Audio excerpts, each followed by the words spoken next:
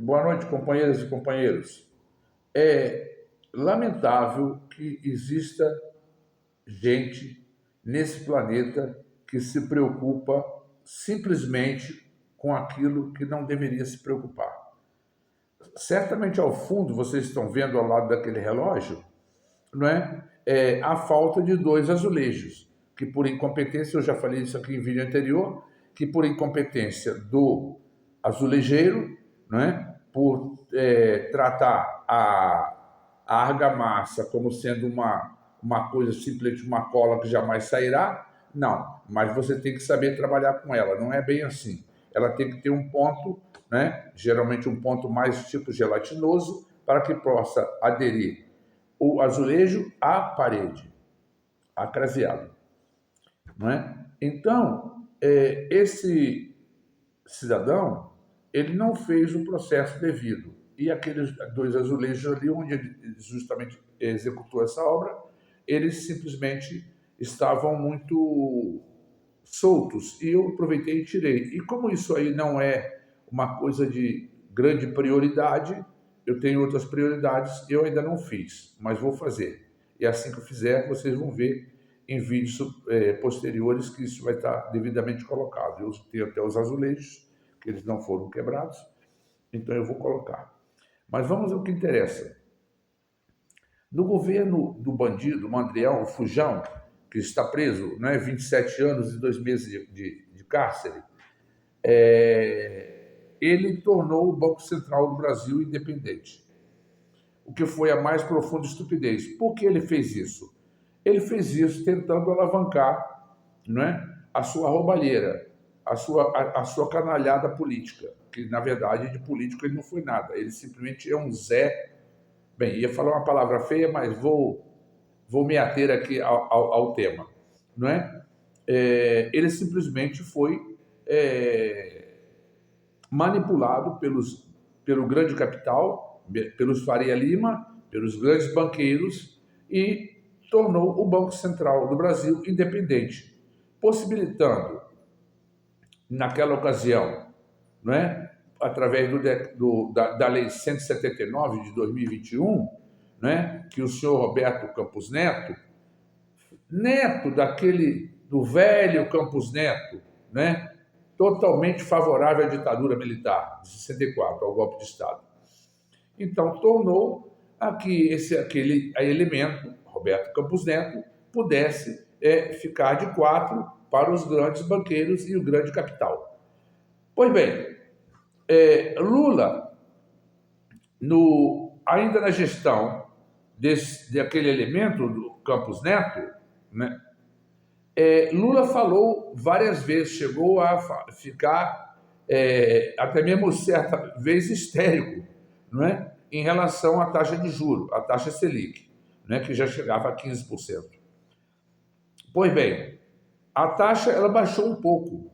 Eu nem sei quanto está hoje, deve ser 3,50, 3,25, 13,5, 13,25, altamente alta, né? Perdoe a redundância, altamente alta.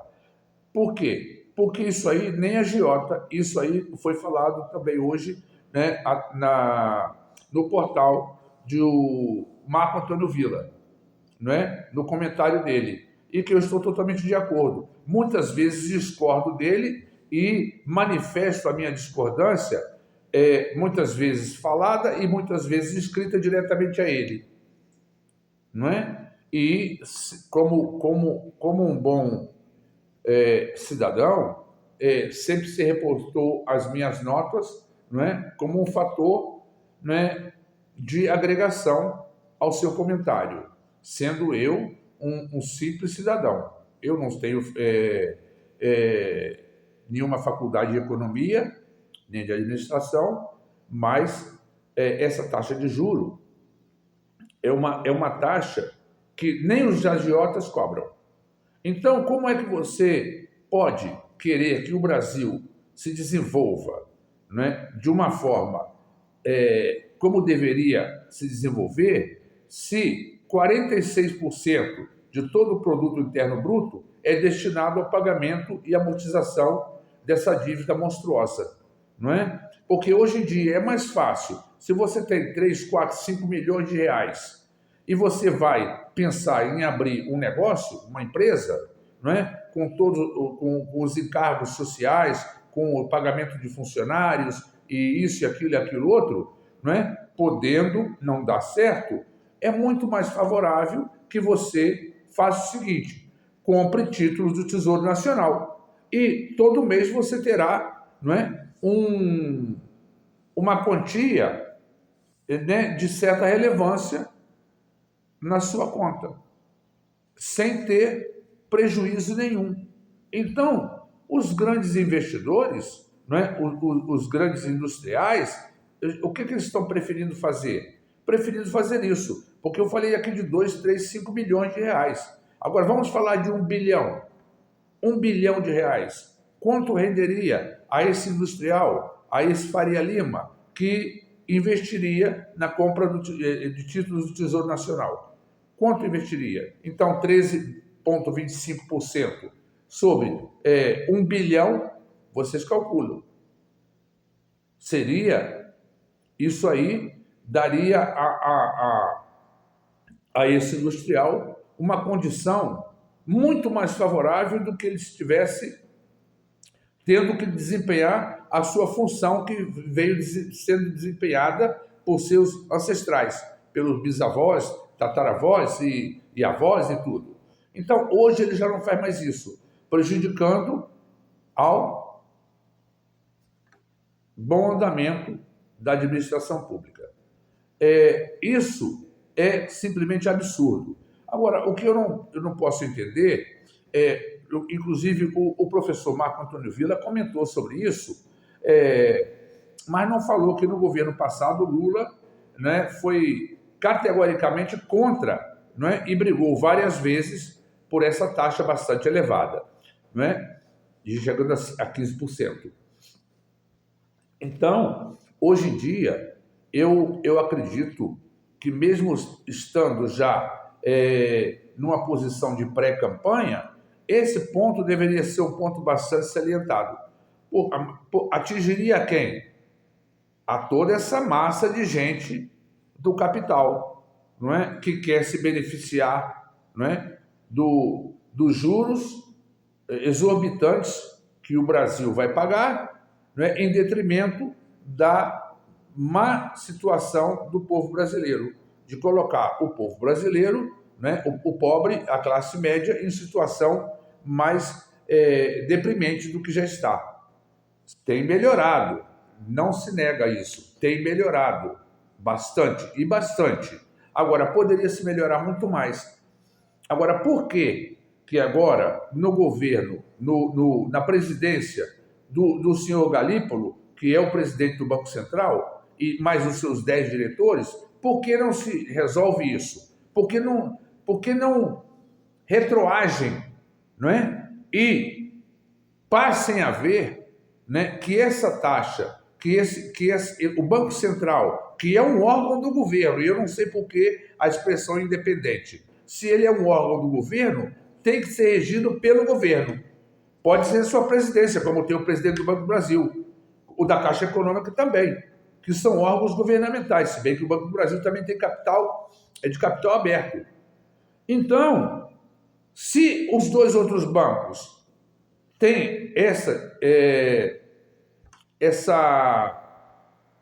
esse controle do governo federal, por que o Banco Central do Brasil está nessa situação de independência? Independência e sendo manipulado, não é? Por banqueiros, por grandes industriais, por gente da alta cúpula do mercado financeiro. Isso aí é um absurdo. Então, eu deixo aqui a minha insatisfação em relação a isso. Coisa que ninguém fala. Se você vai falar com o povão, ele nem sabe o que é isso. Nem sabe o que é a taxa Selic. Então, o povo é totalmente desinformado. E nós vemos que, em vezes anteriores, não é, todas elas, o pessoal vai simplesmente votar porque aquele fulano é bonitinho, porque fulano é aquilo, porque fulano ele deu um saco de cimento para a construção da casinha e tal. Então o povo não aprende, principalmente o povo pobre. O povo rico não precisa disso. Então eu queria que vocês entendessem e passassem a olhar isso, mesmo sem grande entendimento de economia, que não precisa ser um expert em economia para entender isso. Isso aí, qualquer um entende. Qualquer um entende. Se você vai a um banco pedir um empréstimo para comprar um carro ou uma moto, não é? Ou qualquer bem material de uso caseiro, você vai. Se ele te cobra uma exorbitância, você está vendo que essa taxa de juros é muito alta. Então você não compra. Você se retrai, fazendo com que, não é? Os compradores se recolham. Eles se recolham. Por quê? Ninguém quer pagar essa taxa de juros. E com isso o Brasil caminha a passo de caranguejo, 2 para frente, 5 para trás. E dessa forma não deve continuar. Agora, como é que deve se continuar? Deve se continuar tentando, a como de lugar, transferir novamente essa independência do Banco do Brasil, do Banco Central do Brasil, não é? À categoria de se reportar à administração pública federal, não é? E isso é o que eu vejo. Agora, isso seria fácil de fazer? Não. Com esse Congresso mais canalha que nós temos nos últimos 20 anos, não é? Esse Congresso de Centrão, essa expressão me dá até pavor, não é? Do Centrão, e esse pessoal, principalmente desse maior partido que agora tem o Brasil, que não é nem partido, né, nem é liberal, que é o tal PL. E você vê que a grande quantidade de integrantes desse partido está envolvido, não é, em falcatruas, em roubalheiras e tendo sérios problemas com a justiça. Então, é isso que eu queria dizer a vocês hoje, sabe? Eu não me sinto satisfeito com isso. Não é que eu esteja comprando coisas, não, mas eu quero ver o bem-estar do nosso país. Assim como eu acredito que vocês também queiram ver, não é? Agora, para que você queira ver, isso tem que ser feito por alguém, não é? Por quem? Por esse Congresso, não é? Que segue de mal a pior, não é? Vamos ver nessas próximas eleições, não é? Que uma grande porcentagem vai sair dando lugar a sei lá sabe quem. Entendeu? Espero que não seja essa mesma porcaria que está.